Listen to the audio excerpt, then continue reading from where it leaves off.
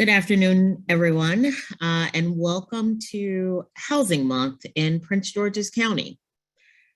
I am Angie Rogers, Deputy CAO for Economic Development for Prince George's County. I have the privilege of serving in the administration for County Executive Angela Alsobrooks, and my job is to translate our 498 square miles into meaningful economic development. That is jobs, amenities, and housing. Earlier this year, County Executive Alsobrooks announced her economic development platform during her State of the County address. In that platform, we set an economic development vision for Prince George's County to grow a diverse, dynamic, and sustainable ecosystem that supports the county's goal to be the economic engine of both the region and the state. As part of that vision, we set specific housing goals to build 26,000 new units by 2030, 75% of which would be affordable, to preserve 6,000 existing affordable units, and to build 10,400 new multifamily units, apartments or condos. We are focusing on our housing goals for the entire month of November to promote, engage, and encourage you to be our partners in meeting these goals. We've launched a new website, mypgc.us/housing, where you can find out all about all the events we have planned for November. And after this month, you can use that site to keep up with everything the county is doing in the housing space. I'm glad you're joining us today for the second of 3 policy panels we will have for Housing Month. Last week, we convened to discuss the county's affordability needs. Today's panel is focused on housing as a racial and social justice issue. So many pivotal pieces of work have been done in the past decade, allowing us to explore how policies and practices emanating from the highest levels of government and commerce have worked to devalue communities of color and consistently move families of color away from opportunity rather than toward it. Since the county executive set our housing goal earlier this year, many have asked, why do we need a housing goal for Prince George's County? The county has so much affordable housing already. Well, I hope today's policy panel continues to answer that question. While Prince George's County is one of the wealthiest majority African-American communities in the country, what we know is that this wealth, and indeed how those African-American and other households of color access it, is very different from what it looks like in neighboring jurisdictions that are majority white. We know that the relative greater affordability of multifamily rental in Prince George's is a result of disinvestment more than anything else. So the housing is cheaper, but it's also lower quality. We know that the general devaluation in both housing and commercial prospects means the county hasn't had the same resources to address these issues. We know that this disinvestment leading to lower quality has made community support for more affordable multifamily housing. It's made that a difficult prospect. Finally, we know that even with these dynamics, Prince George's is not immune to the same pressures we've seen in the rest of the region. We can see from the hand hit tool data, which you'll hear about later, that Prince George's is second only to Montgomery County in the region in the growth of median rent between 2013 and 2019. So all of that naturally occurring affordable housing that many think we have enough of in the county is actually disappearing at a fast clip. Let me tell you a little bit about our lineup for today. We'll start with a video to give you a bit of a primer on the effects of past racially restrictive policies on housing, followed by a presentation from LaToya Thomas, principal and founder for Brick and Story, and consultant to Hand on their housing indicators tool, which you'll hear about during LaToya's presentation. Next, we'll have a response panel featuring Councilmember Denny Taveras, who represents District 2, in the county, Heather Raspberry, Executive Director for HAND, Alicia Cottondony, Senior Managing Director for Greystone, Tiffany Durr, Senior Director, Strategic Investments for Local Initiative Support Corporation, or LISC, and Tim Martin, VP and Chief Credit Officer for Enterprise Community Loan Fund. Our moderator for today's discussion panel is Denise Robinson, Assistant DCAO for Economic Development in the County Executive's Office. Just two housekeeping notes before we begin. First, we are recording today's session, and it will be available on mypgc.us/housing to review later. Second, although we will not have a live Q&A, you can feel free to put comments and questions in the chat, and Denise may elevate some of those in the discussion. Now, without further delay, let's take a look at this framing video from NPR's Code Switch. Just a note, the beginning of the video contains one expletive, so if you've got young ones around, you may want to cover their ears at least for the very beginning of this video. All right.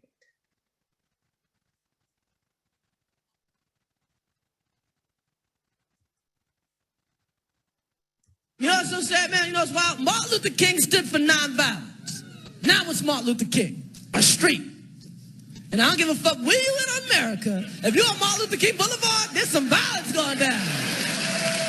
That, of course, is Chris Rock's famous joke about streets named for Martin Luther King Jr., which tend to be in, let's say, distressed areas. And he's not wrong, because if you look at the way housing segregation works in America, you can see how things ended up this way. Once you see it, you won't be able to unsee it. Okay, let's look at MLK Boulevard in Baltimore. I want to show you how to see housing segregation in schools, in health, in family wealth, in policing. But first, an explanatory comma. It's the 1930s in the wake of the Great Depression. FDR is president. He wants to bring economic relief to millions of Americans through a collection of federal programs and projects called the New Deal. One part of that New Deal was the National Housing Act of 1934, which introduced ideas like the 30-year mortgage and low fixed interest rates. So now you have all these lower income people who can afford homes. But how do you make sure they don't default on their new mortgages? Enter the Homeowners Loan Corporation. The HOLC created residential security maps, and these maps, they're where the term redlining comes from. Green meant best area, best people, aka businessmen. Blue meant good people, like white-collar families. Yellow meant a declining area with working-class families. And red meant detrimental influences, hazardous, like foreign-born people, low-class whites, and most significantly, Negroes. Again and again on these HOLC maps, one of the most consistent criteria for redline neighborhoods is the presence of Black and brown people. Let's be clear. Studies show that people who lived in redlined areas were not necessarily more likely to default on their mortgages, but redlining made it difficult, if not impossible, to buy or refinance. So landlords abandon their properties, city services become unreliable, in most places, crime increases, and property values drop. All of these conditions fester for 30 years as white people flee to the brand new suburbs popping up all over the country. Many of those suburbs institute rules called covenants that explicitly forbid selling homes to Black people, and all of this was perfectly legal. Now it's 1968, and MLK is assassinated. Good evening. The Reverend Dr. Martin Luther King, 39 apostle of nonviolence in the civil rights movement, has been shot Martin Luther King was shot and was killed tonight in Memphis. In the aftermath, Congress passes the Fair Housing Act of 1968. It's a policy meant to encourage equal housing opportunities regardless of race or religion or national origin, and it offers protections for future homeowners and renters, but it does little to fix the damage already done. Over the next 50 years, the Fair Housing Act is rarely enforced. So you can still see housing segregation and its effects in Baltimore and often along any MLK Boulevard in any U.S. city, like its effects on wealth. So home ownership is the major way Americans create wealth, right? Well, discrimination in housing is the major reason that Black families up and down the income scale have a tiny fraction of the family wealth that white families do, even white families with less education and lower incomes. For almost 30 years, 98% of FHA loans were handed out to white borrowers. Not only were Black neighborhoods redlined, and not only was the Fair Housing Act selectively enforced, if at all, but it is still today much harder for a Black person to get a mortgage or home loan than it is for a white person. Families are fearful of speaking up about a basic human right that should be afforded to everyone in the world, but definitely in the richest country in the world. And housing segregation in schools. The primary way that Americans pay for public schools is by paying property taxes. People who live in more valuable homes have better funded local schools, better paid teachers, better school facilities, and more resources. Here's the feedback loop. The better the schools in a neighborhood, the more those homes in that neighborhood are worth. And the higher the property values of those homes, the more money there is for schools, and so on and so on. And housing segregation in health. Because of urban planning that benefited those richer, whiter neighborhoods, people of color are more likely to live near industrial plants that spew toxic fumes. They're more likely to live far away from grocery stores with fresh food, and in places where the water isn't drinkable. They're more likely to live in neighborhoods with crumbling infrastructure and in homes with toxic paint. When you're living with rats, roaches, and things like that, that's deplorable. You cannot have that kind of stuff with children running around in a building that may be full of lead. And not coincidentally, people of color have higher incidences of certain cancers, asthma, and heart disease. And housing segregation in policing. Housing segregation means we are having vastly different experiences with crime and vastly different experiences with policing. Because our neighborhoods are so segregated, sometimes racial profiling can be camouflaged as spatial profiling, where living in certain areas can make you more likely to be stopped by the police. And it means that people have a lot of unnecessary contact with the criminal justice system just because of where they live. The problem in our city, the police and the citizens are fighting. They keep targeting my brothers and sisters who don't really have nothing. And that heavy, aggressive kind of policing that you see in Black neighborhoods in particular makes people feel like they can't trust the police. And when people don't trust the police, crimes go unsolved, and people have to find other ways to keep themselves safe. But of course, it's not just Baltimore, because housing segregation and discrimination fundamentally shape the lives of people in nearly every major American city. It really is in everything. To hear more about how race shapes American life, visit npr.org/codeswitch. I'm Gene Demby. Be easy.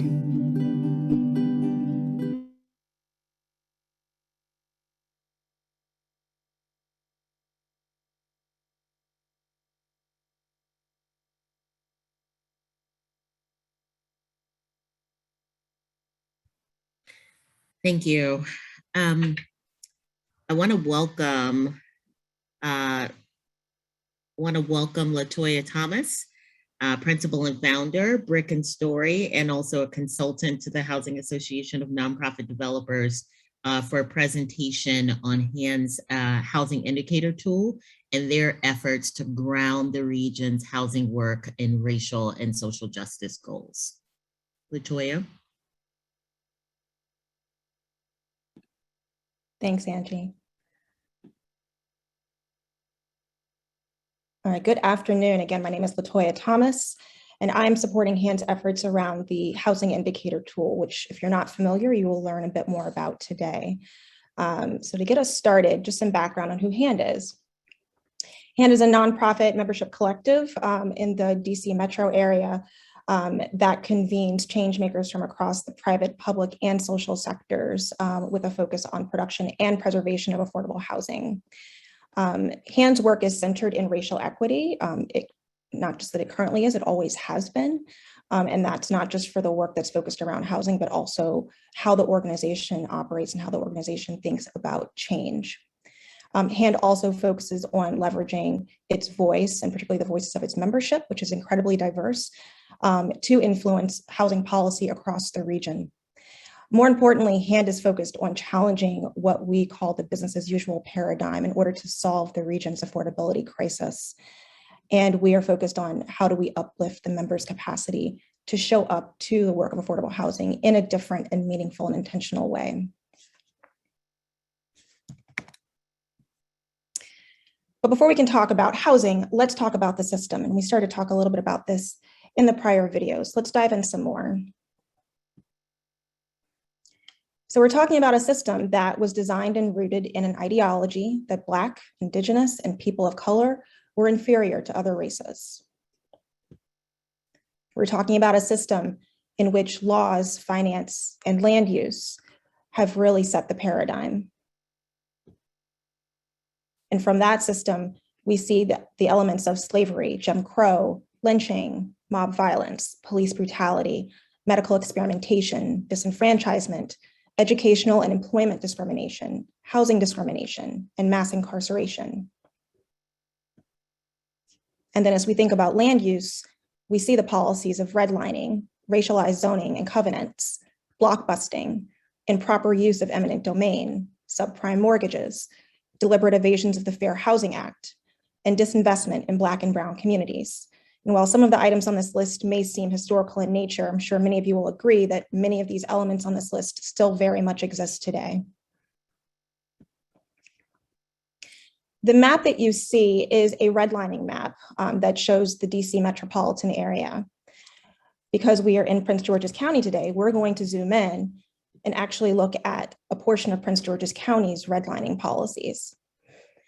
And so for those who can make out what's on the screen, you might see Hyattsville, Capitol Heights listed, and you'll see the ranges shown on this map ranging from C down to H in terms of highest to lowest. Obviously, the scale goes, it starts at A and goes down from there. But just to give you some highlights for what was happening in Prince George's County at the time, areas that were deemed in the county to be type C represented the third best grade of residential property and were classified as sound neighborhood developments with a very good degree of protection from adverse influences, versus a type H residential sub-area, representing Negro developments and the lowest grade of residential area, particularly highlighting that they are strictly areas intended for or permitting Negro usage.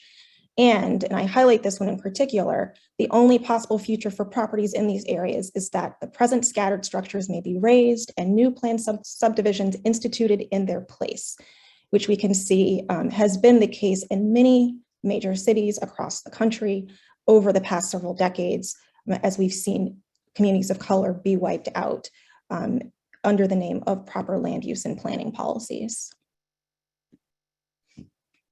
Now let's bring us to the present. Before the current COVID-19 pandemic and economic crisis, Black and Latinx homeownership rates were lower than they were at their peak in the mid-2000s. And according to the Institute for Policy Studies and Prosperity Now, if the racial wealth divide is left unaddressed and is not exacerbated further over the next 8 years, median Black household wealth is on a path to hit zero by 2053. So this brings us to the purpose of the Housing Indicator Tool, which is a digital dashboard that was launched earlier this year, and we'll dive into a little bit in a few minutes. But the goal of the tool is to solve for that housing affordability need. And it's the need that we see right now, but it's also the need that's been built up over the past several decades as we look at the various housing policies and practices that have resulted in the extreme need that we currently see. The tool also focuses on tracking local efforts to produce affordable rental housing and establishing a collective standard for tracking preserved units. The goal of this HIT is to hold the jurisdictions, the private sector, and the philanthropic sectors accountable. Housing is not just one person or one industry's issue. We all have a collective responsibility to address the housing need. The HIT also evaluates the effectiveness of local programs and policies that are tied to housing, and is a tool to address racial inequities across the region. Now, the reason that we have a housing indicator tool really stems from September 2019 and the creation of regional housing targets by the Metropolitan Washington Council of Governments. And so in 2019, the COG established a resolution to work collaboratively to address housing affordability. And they established their targets based on the Urban Institute's report that projected that we would need by 2030, 374,000 net new housing units. And of that 374,000, almost 80% of those units need to be affordable. The housing indicator tool not only tracks what's happening in each jurisdiction around the production of housing, but we also look at racial equity.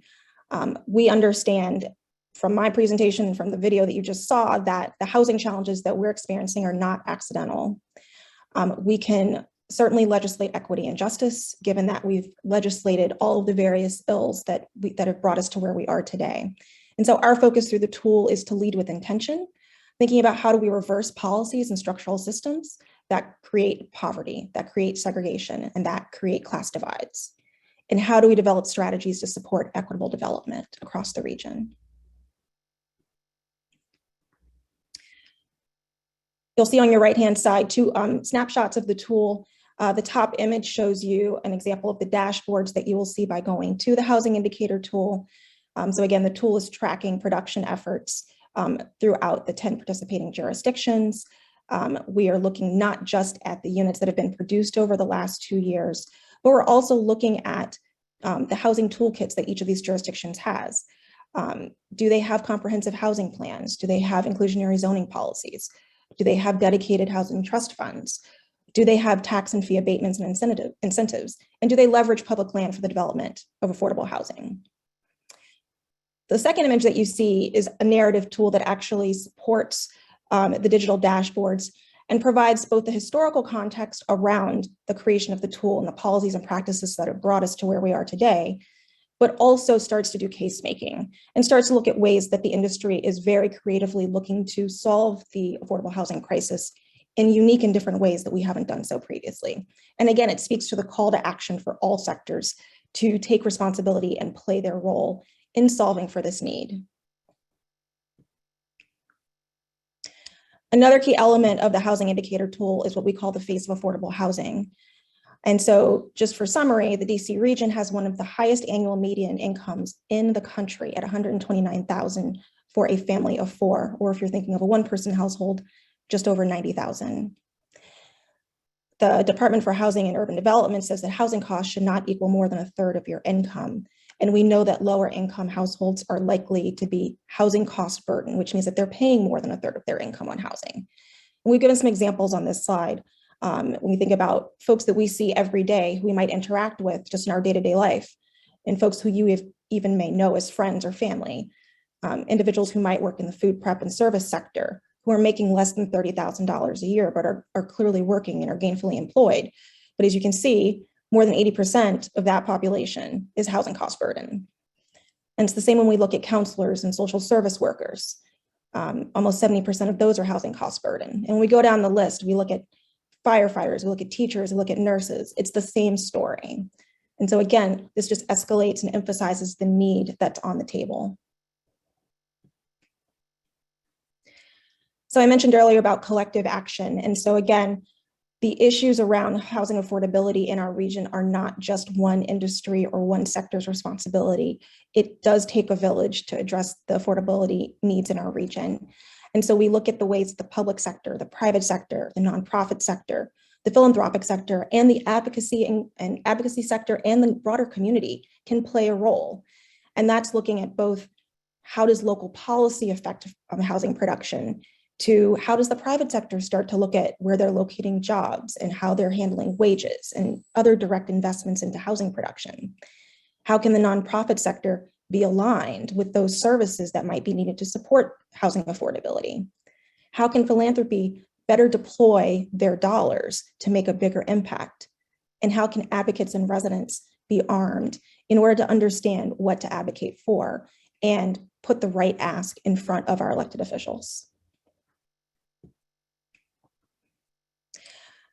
And I also mentioned case making. And so as we move into our panel discussion, you'll be hearing a little bit about this case making and the need for innovative solutions. Part of our panel today, we have Greystone, Lisk, and Enterprise, and they'll be highlighting some of the initiatives that their organizations are working on in order to creatively address housing affordability by by not just tackling housing, but tackling all of the other issues that surround housing, including jobs, including talent development, including health, including wealth generation. And so we're really excited to start that panel with you in a few minutes. And again, to make that link and connection between housing, racial equity, and how it is collective, it's our collective responsibility to address the need.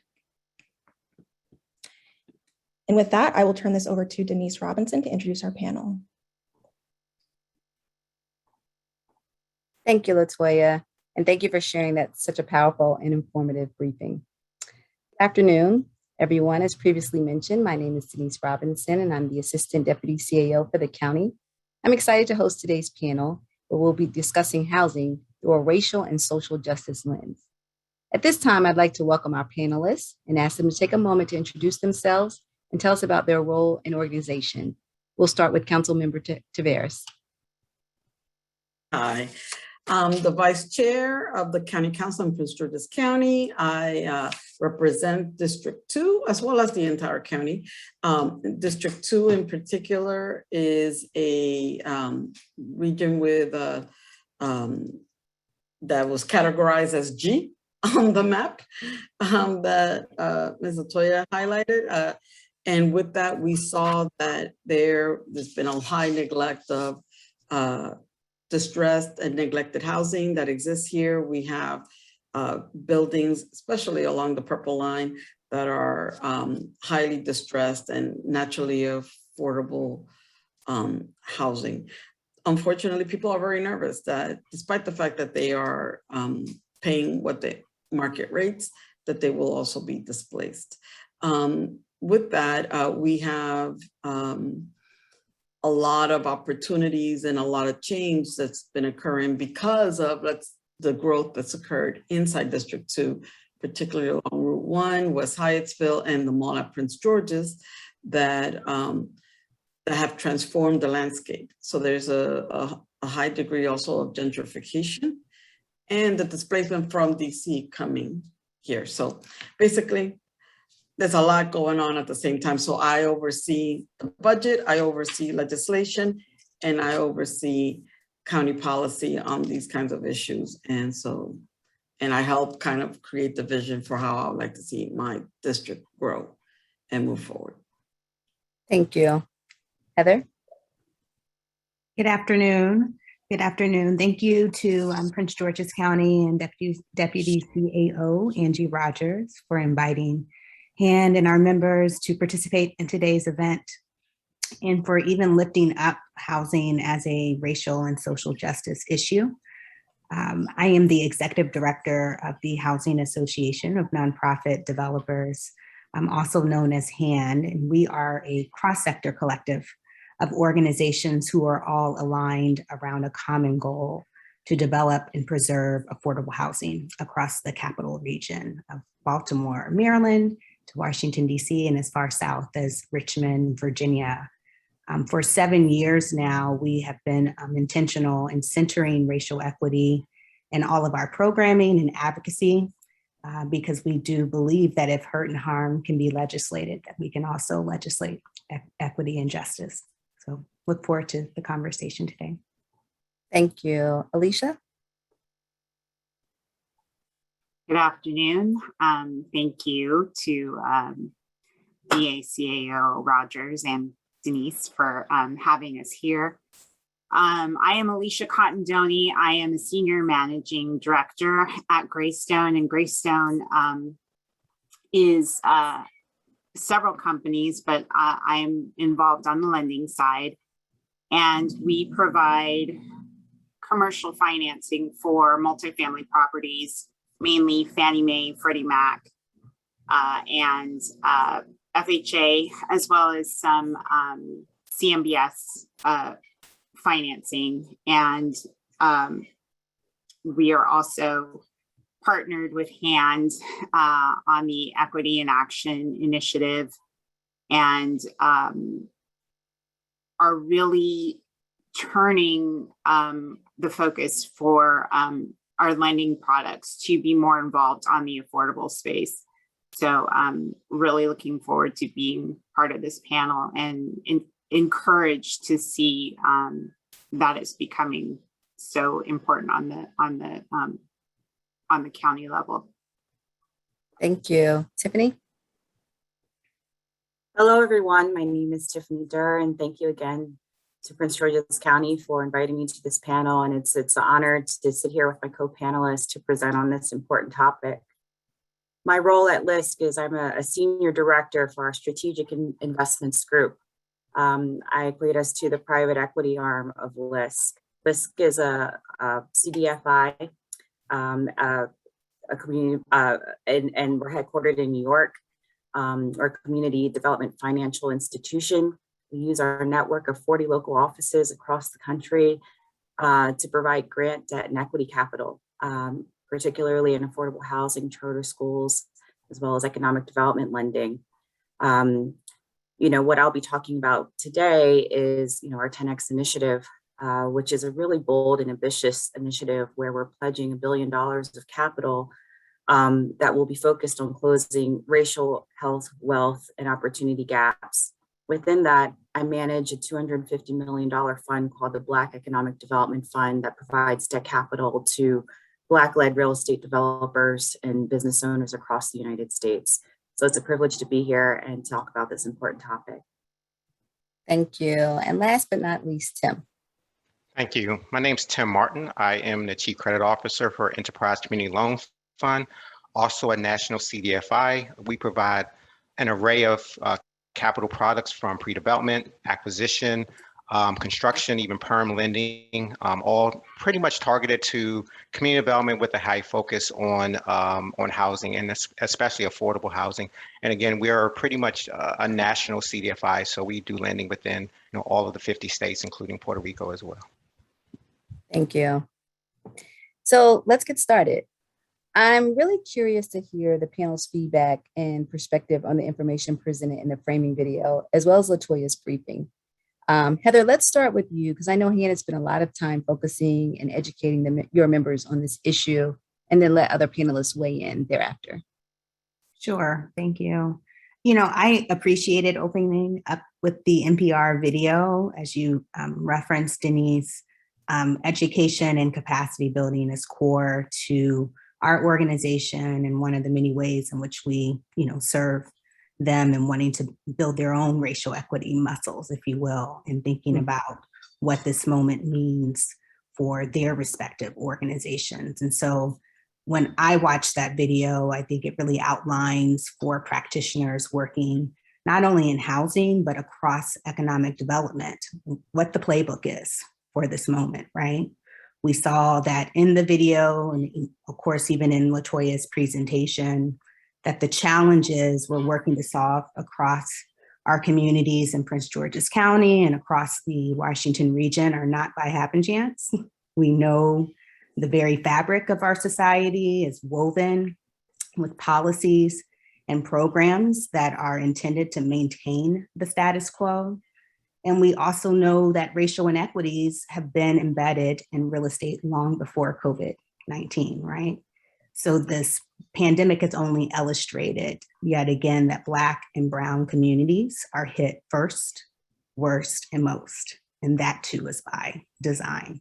And so the playbook for all of us, as we talk about accountability, is really in reversing a lot of these policies and being really thoughtful and intentional and how we go about doing that from our respective positions. And so I think it's important that we always start with educating and reminding of how we got to this moment, as that's really going to drive what we're doing going forward.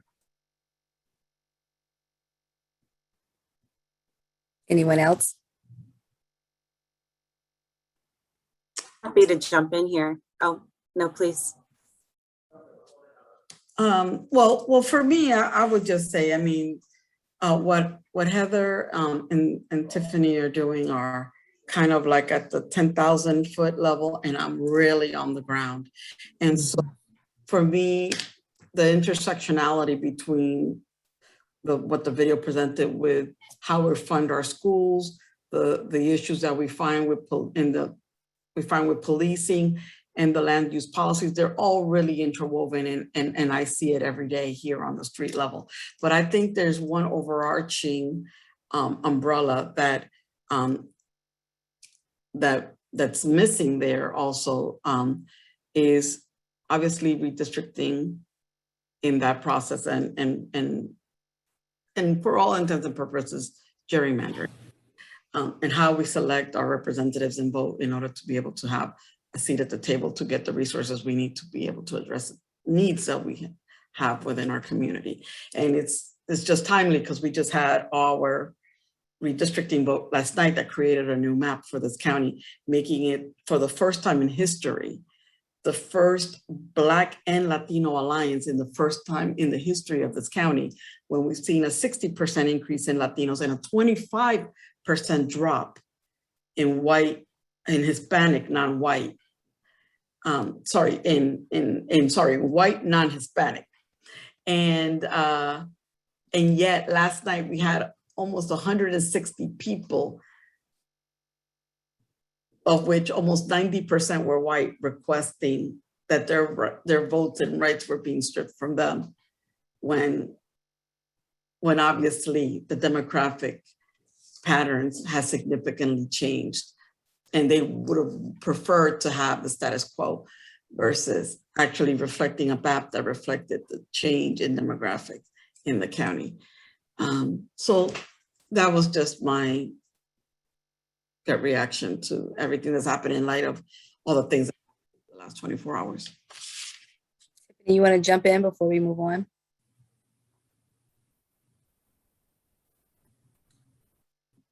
No, just one piece to build off of what Heather was saying in terms of the education piece and how in our position, particularly here with LISC and what we've been doing in the community, we have a unique opportunity to educate our funders and investors on the opportunity here.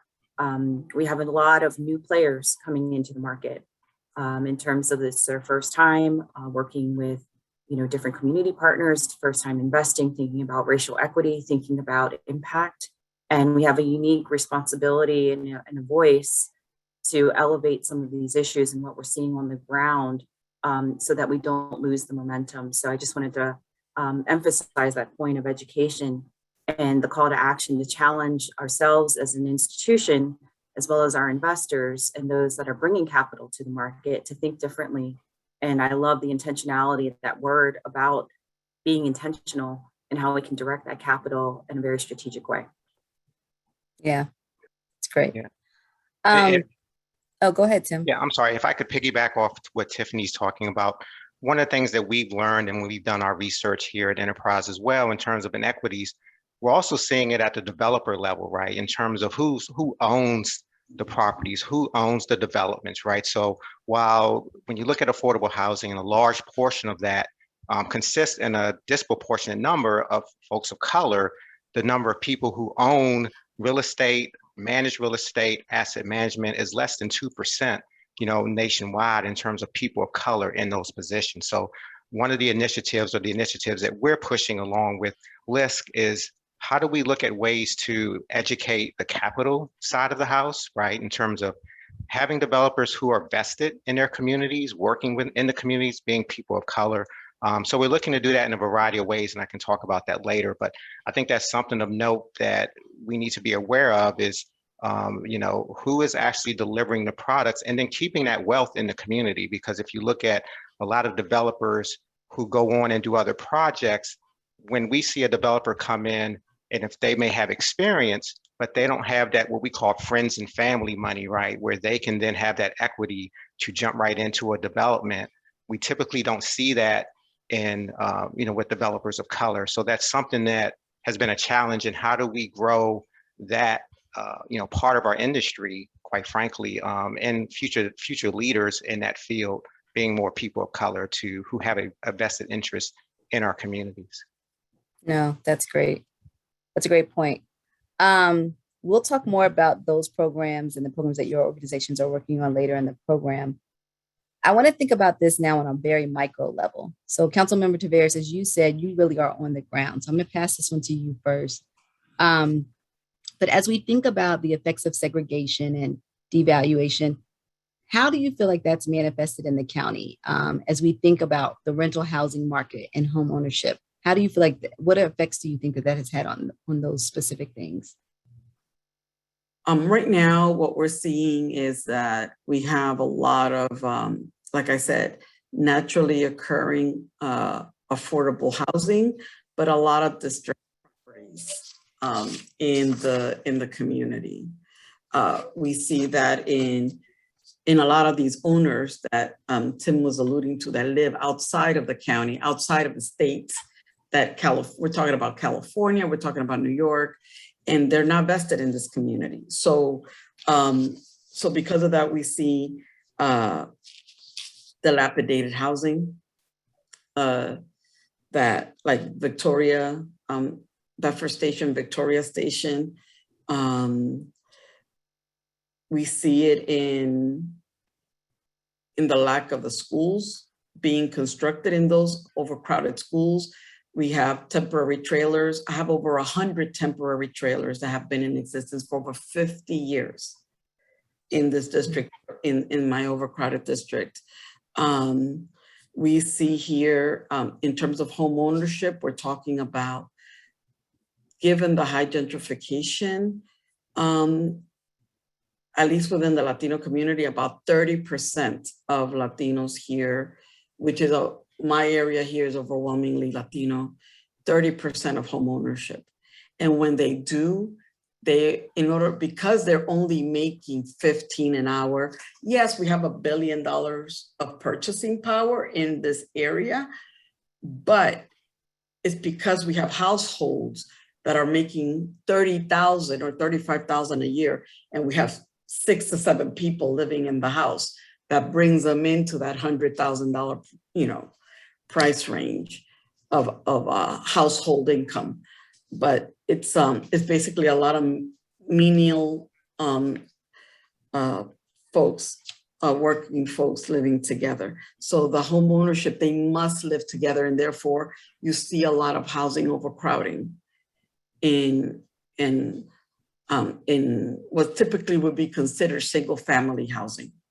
So they have to rent the basement, they've got to rent rooms. So there's a huge submarket that exists in terms of accessory dwelling units, illegal rent, renting of sheds and such, in order to rent illegally a lot of portions of the house in order to make the housing payments. And for those or individuals that rent out, that buy a house to rent it out and rent it out by rooms deliberately. So basically converting single family homes into rooming houses. So that's what we are seeing on the ground here. And that's happening in very highly segregated neighborhoods, like that are very monolingual or have very high monolingual levels, like my areas that are like the areas that I represent. Yeah. I mean, so we're acknowledging, I think, you just did that, and from the video and everything that we've shared so far, we're really acknowledging the effects of racism on housing.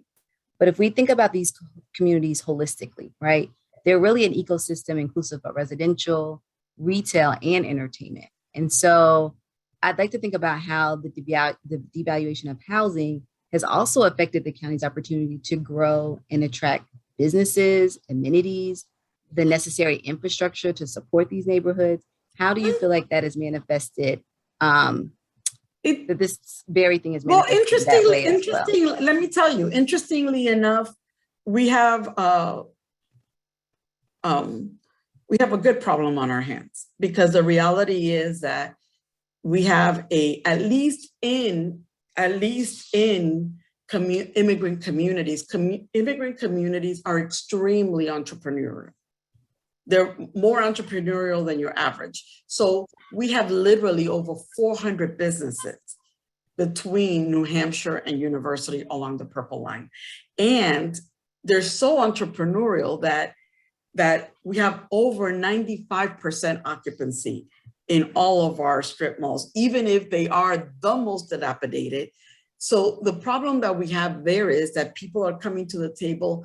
Sometimes if they have very low educational attainment, they're not necessarily equipped to provide the best negotiations or knowledge to know how to negotiate for a proper tenancy on square footage pricing. So they may be paying basically Bethesda pricing on a, for something that really should be $24, they're paying Bethesda pricing on a per square foot in the commercial space. But the thing is that the owners of the land overwhelmingly are making money because it's over 95% occupied here. And it's all catering to a immigrant community. So people feel here that they're in their community is being served by the services that, and we don't have, on the contrary, we do not have any food deserts here. We're overwhelming. We have Mega Mart and a lot of the Latino supermarkets here that are thriving. So because of the entrepreneurial spirit that exists here in the community, there's a lot of inner wealth inside the community and resources and I would say businesses. The issue is the quality, right? The quality of the buildings, the quality of the services, how the businesses are able to have, let's say, running water or running toilet, inside their buildings, and how they're even being treated by the owners and so on. So we have those challenges. And in the south part of the county, that is more African-American, in the Capitol Heights, in the District Heights, in the Suitland area, we see the exact opposite. We see what we typically recognize as that disenfranchisement of the food deserts, the lack of little to no proper upscale retail.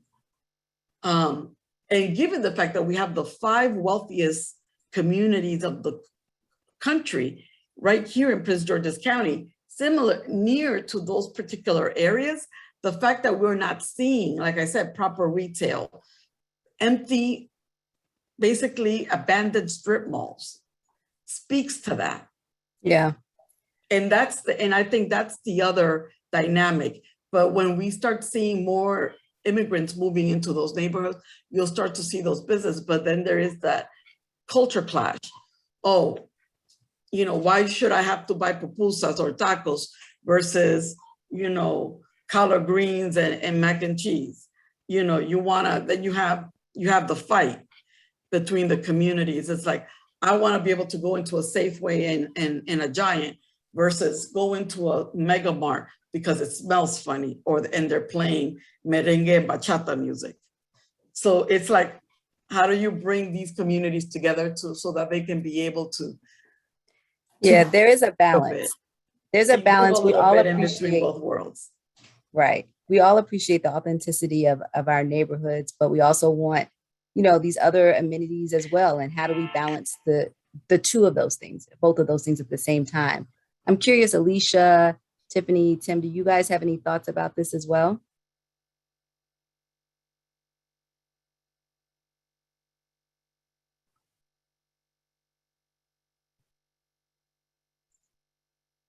Okay. Oh, Alicia, go ahead. That's fine. We can we can move on. That's fine. Okay. So I'm going to pivot. We've talked a lot about kind of framing through the video, through Latoya's briefing. We've really set the stage for kind of what has happened in the past. So I do want to pivot for a second. I have 3 young children at home. So I'd like to argue I've watched every Disney movie that exists. One of my biggest complaints about them is that they're always so sad. A parent dies, a kid goes missing. There's always some traumatic event. But the movies always have a happy ending and they never leave us in that place. And I don't want us to do that today either, right? We can recognize and admit that biases exist, that there were policies that were implemented that were detrimental to the growth of people of color, and in some cases still exist, right? But I do want us to shift the discussion today to, we know this, but now what? What can we start to do to balance the scales? And so I'd like to hear from each of you about how your work in housing is really, making that shift and intersecting with racial equity and social justice goals. And even how your work is changing. How's it becoming different now that you're viewing it through this lens? Let's start with Alicia.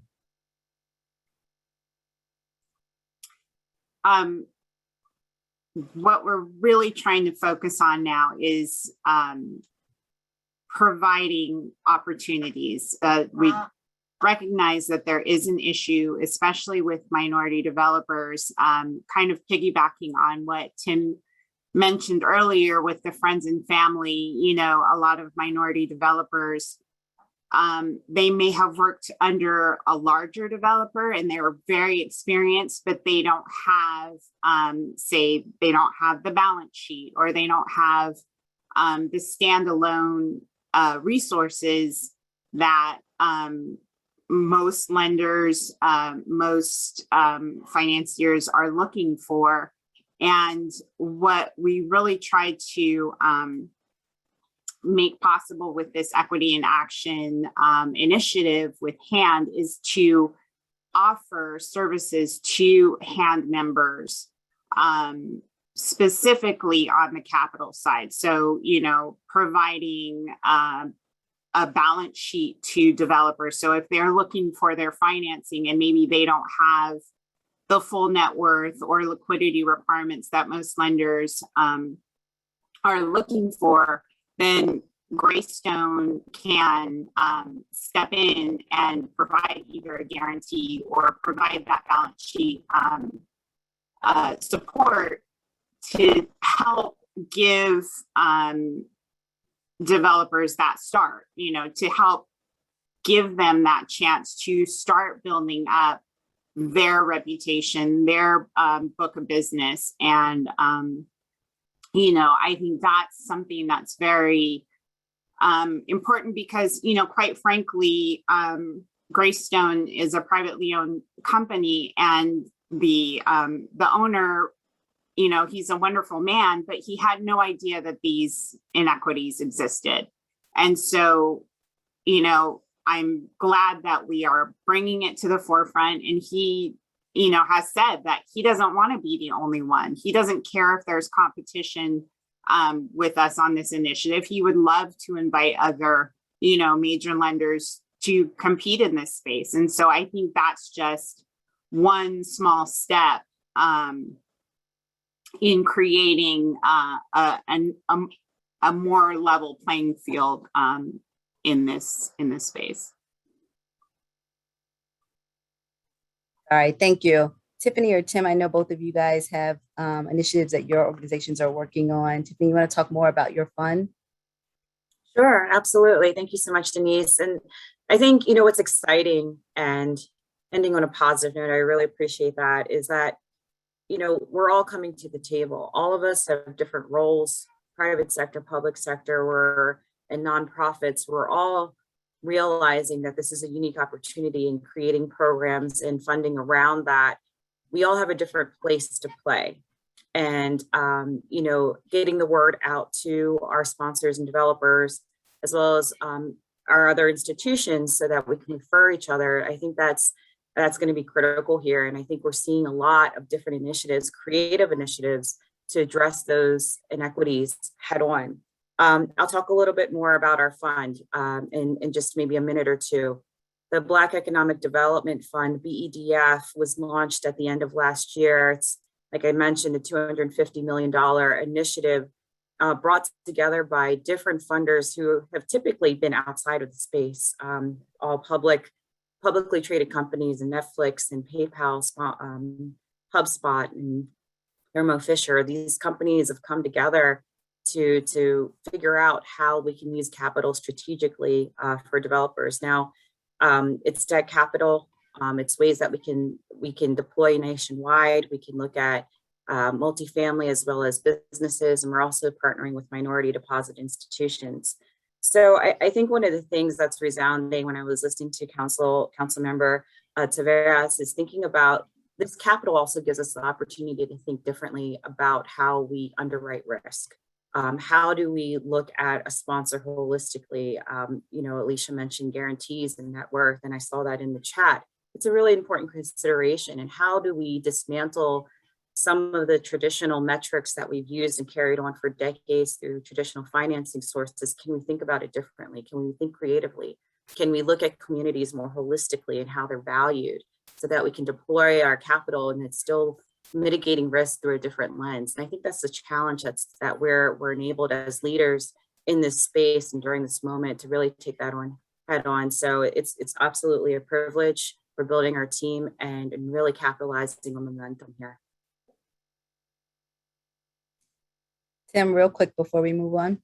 Yeah, sure. And so I won't repeat a lot of what Tiffany just mentioned, because a lot of the initiatives that we're doing is very similar in terms of how do we basically build out a platform that demonstrates to other lenders that, lending to minority developers with more flexible financing terms is achievable, right? And it's sustainable. So we have a growth fund, a $350 million, what we call Equitable Path Forward Growth Fund, where we look to provide up to $3 million in lines of credit for pre-development acquisition lending and working capital to developers that we see are on the cusp and just need that extra bit to get over the top to really be more impactful.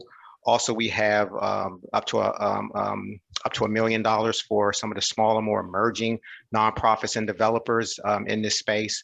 One of the other things that we're looking at doing is we have $15 million dedicated to TA, technical assistance. And then last but not least, yesterday I was actually at Howard University as we're partnering with HBCUs. Again, we need to develop new talent in the business going forward, and whether it's on the finance side or as developers. So we have created basically like a credit analyst program that you used to have at the banks, where you would spend several months, learning all of the tricks and trades around real estate and capital and credit. And then you do rotations within the company. And so we're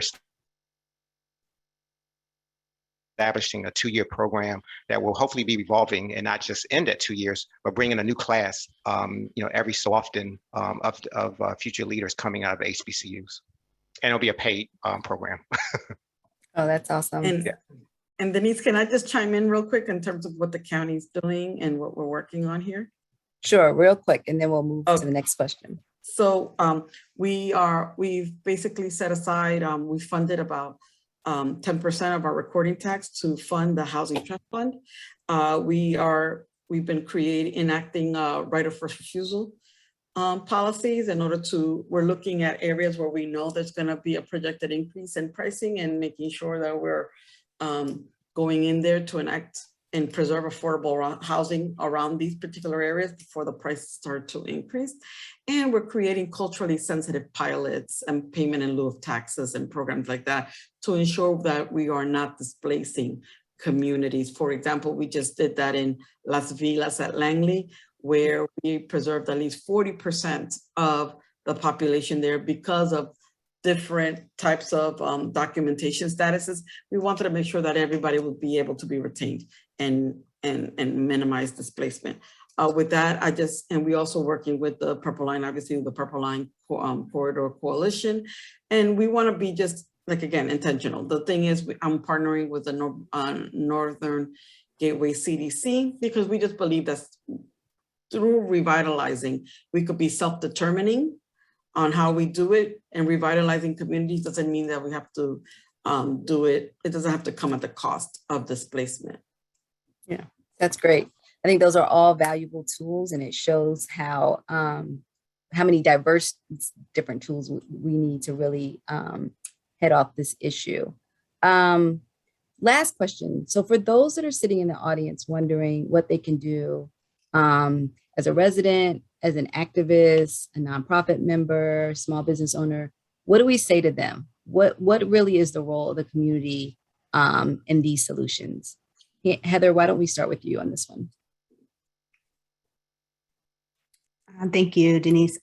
This is a shameless plug, but I would encourage everyone to visit our website, handhousing.hit, which really will, take you to the dashboards that are out, tracking the progress of 10 different jurisdictions and how they are working to address the affordable housing challenge. But it also really outlines, as LaToya highlighted earlier, what is the toolkit, right, that each of these municipalities need to have to really move the needle in meeting those targets. And so I think there's an opportunity for everyone that you just mentioned, because we have a unique membership that's not just nonprofits. You know, there's public sector, private sector members that are all actively looking to how they can lean in and what is their role. And there's a lot of tools and information there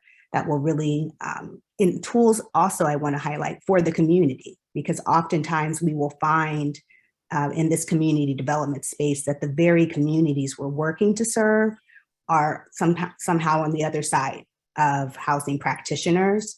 And I think there's an opportunity to really build bridges there to show that we're working towards the same goals and that their advocacy could be aligned in making sure that the county executive has adopted these targets. We're really excited to see that she did that earlier this year.